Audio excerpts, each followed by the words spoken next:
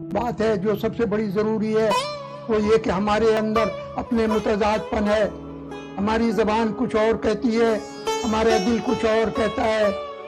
اس متضاد پن کو پہلے ختم کرو. جب اللہ کا آواز سنو کرو تو پھر یہ سنو اپنے کانوں سے کہ دل نے آپ کے کہا اللہ. پھر اس کے بعد پھر دوبارہ اس کو پکارو اور پھر دل کی آواز سنو. یہ سنتے رہو جب تک دل اور زبان کی مطابقت نہ ہو. یہ کوئی ذکر کوئی چیز کام نہیں دیتی. یہی وجہ ہم نماز پڑھتے ہیں. ہمارے جو ہے متضاد پن، ہم کہتے ہیں اللہ رب العالمین ہے اور ہمیں خیالات دوسری طرف آتے ہیں. وہ خیالات